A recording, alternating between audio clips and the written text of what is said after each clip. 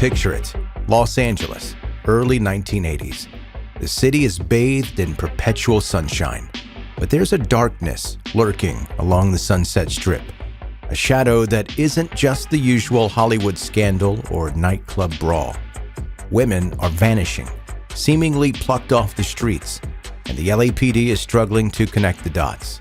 When they finally do, it's not just one predator they're after, but multiple. And among them are Doug Clark and Carol Bundy, a twisted pair whose disturbing partnership would earn them the nickname the Sunset Strip Killers.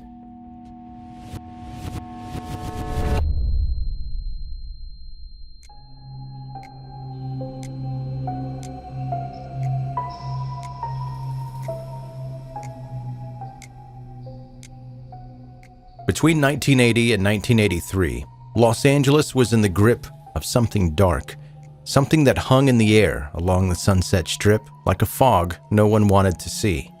Women were disappearing, vanishing off streets and sidewalks, their fates unknown, while the city, despite its endless sunshine, grew dim with fear. It took law enforcement a little time to start connecting the dots, and who could blame them? LA has always had a bit more than its share of lurid mysteries. But when they did, they uncovered a nightmare woven not just by one, but several predators. Among them were Doug Clark and Carol Bundy, a disturbingly matched pair whose shared appetite for cruelty would earn them the nickname the Sunset Strip Killers. Together, they left a permanent scar in the city, a mark that still feels fresh all these years later. Let's begin with Doug Clark, a man raised in a household as volatile as the one he'd go on to create. Doug claimed he moved over 37 times as a kid, a constant whirlwind due to his father's career as a naval admiral, later naval intelligence officer. Despite the chaos, the Clark family had money and the prestige that came along with it, offering Doug and his 4 siblings a good education at top-tier schools. But as we'll see, privilege didn't stop Doug from spiraling into something far darker, leaving behind a trail of horror that would come to define him. But with the money I mentioned also came the drawback of having to move every year. As a result, Doug found it difficult, if not meaningless, to form real connections with his peers. He had few real friends, and by the time he became a teenager, his view on women had been set in stone. Even back then, Doug would record his time and sexual encounters with girls without their knowledge, and keep these videos as a form of a trophy or a prize. But a seemingly relatively harmless, compared to what would follow next, gesture would build the foundations for some truly dark and twisted ideas. Doug's tastes first ran, relatively speaking, normal. Secretly videotaping girls morphed into notions of power plays, and then into sadomasochism. But then his fantasies continued to grow and to shift. Creeping into Doug's desires was the urge to mutilate, rape, and murder. He now even wanted to commit the especially egregious act of necrophilia. For a while, Doug managed to keep these urges in check. He graduated high school and entered the Air Force. After retiring from the military, he then drifted around, never really staying in one place for very long, and supporting himself by finding work as a mechanic. By day, Doug would appear to be a normal, functioning member of society by showing up to his innocuous job, but by night, Doug was a different person altogether. He usually spent his time scouring the local bars and clubs for women. He specifically targeted older women, ones who had established lives but seemed lonely. They were prime pickings for a man looking to make some extra cash, and Doug wasn't shy about asking. Now, 31 years old, Doug would approach these women and con them into getting whatever it was that he wanted. Maybe they were going through a divorce and suddenly found themselves with a divorce settlement. Maybe they had their own place for Doug to move into and set up a new home for himself. Whatever Doug needed or wanted, he'd get by taking advantage of these lonely women. And it was in the local bar on Christmas Day 1979 that Doug found his next target. She was the then 36-year-old recently divorced mother of 2, Carol Bundy. Carol hadn't come into the bar that night looking for love. In fact, she'd been there with an old flame, a man named John Murray, who just so happened to be the lead singer of the country band that usually performed there. Carol was newly single, though she and John had been seeing each other still off and on for some time by then, but there was more to Carol's story than just her recent divorce. Rumor has it that Carol came from a broken, abusive home only to find herself the victim of domestic violence in all the marriages that would follow. It was after leaving her last, particularly vicious ex-husband that Carol met Doug. Doug was kind. Doug was sweet and charming. Doug had already moved into Carol's apartment only a few weeks later. With Doug, Carol's world grew to include a taste for sadomasochism. Doug pushed boundaries and tested limits, but whenever he pushed her, Carol discovered that she enjoyed it. Soon, Doug was bringing home sex workers that the new couple could enjoy together, but his next choice of victim would turn out to be incredibly unsettling. Doug then targeted the couple's 11-year-old neighbor, and instead of discouraging her new boyfriend, Carol agreed to help him get what he wanted.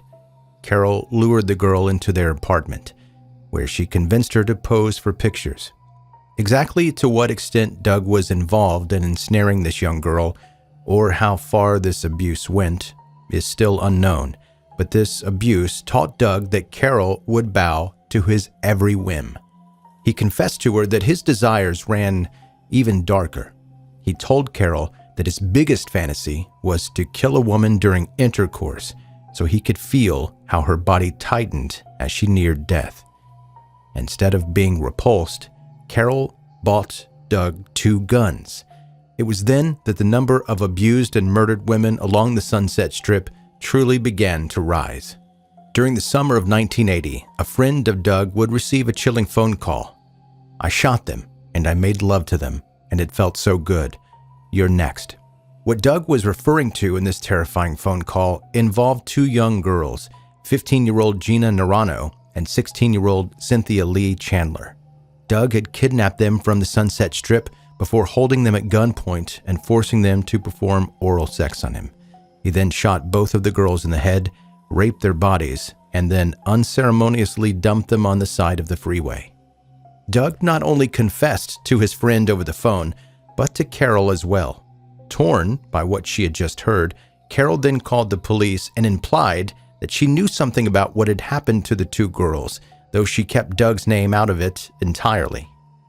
Realizing that he had possibly pushed Carol too far too quickly, Doug then told her that if they were ever to be caught by the authorities, he would take full responsibility for his actions and do whatever he could to keep Carol out of jail.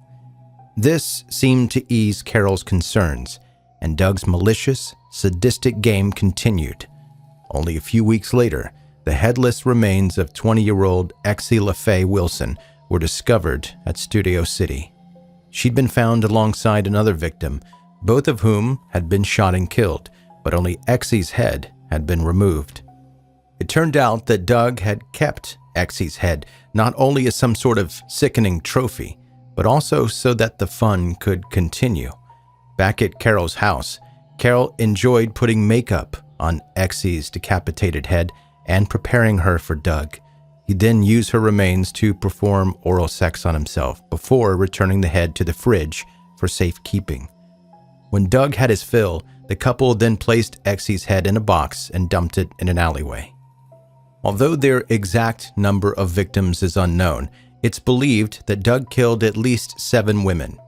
But it was when Carol finally had a go of things herself that the couple would finally face the consequences of their actions. A few weeks after their mutilation of Exie, Carol was back at a bar, visiting an old flame, John Murray, or Jack, as he often went by. He had been her former landlord, her lover, and now her confidant.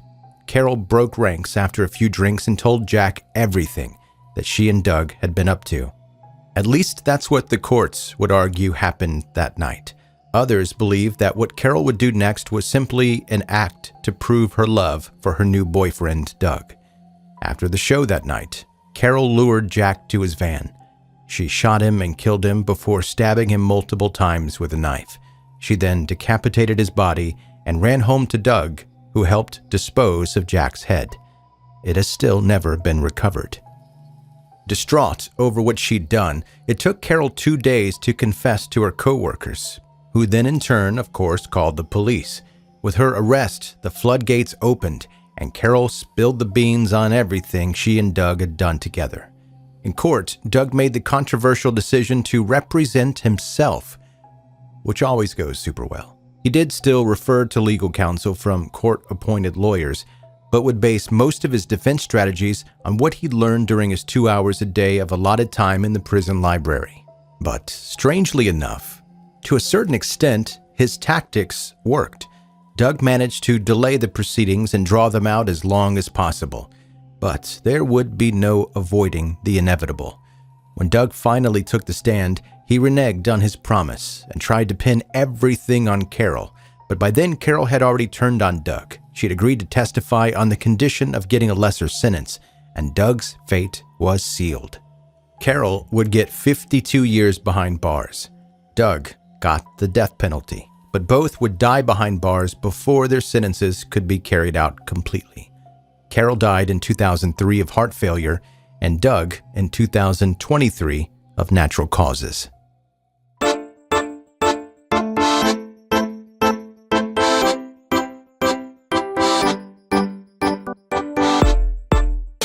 That's 10-Minute Murder for today. Brief and bingeable true crime.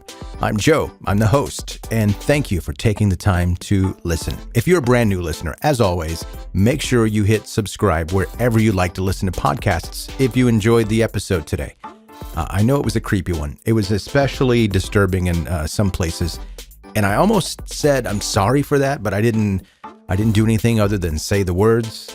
I didn't do the actual crime, so I can't apologize for that. But I thought it was important that I talk about even the gross parts, even the parts that will give you nightmares. I think sometimes I need to say those things. I don't overly glorify it. I may have just made up that word. Is glorify a word? I'm not going to look it up. Let's pretend glorify is a word. I try not to do that with the episodes, and I don't feel like I did that today, even though it feels like right now I did. It was pretty bad. Anyway, subscribe if you're into this podcast. Also, if you've never been to my website before, it's 10minutemurder.com, the number 10, 10minutemurder.com. Go there, check it out, and before long, I shouldn't even be mentioning this right now, but I'm a dummy, so I'm just going to go ahead and mention it. I'm going to start a newsletter before long, in which case I will need, if you're interested in being a subscriber to the newsletter, your email address. I haven't started that yet, so pause on sending me your email address. Don't do that quite yet. But I will in the future be starting a newsletter where I'll include maybe a weekly recap or a look ahead to the next week of episodes that you can expect from 10-Minute Murder, maybe both of those things.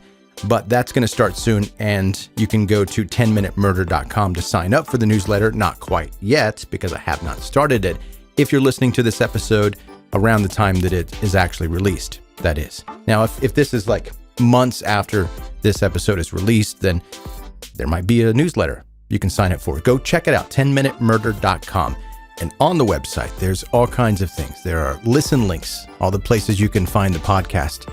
Your mama's hash brown casserole recipe is there. There's a blog. And if you want to follow the show on social media, links for that as well. And that's going to do it. That is your episode for today. Thank you so much for listening to 10-Minute Murder.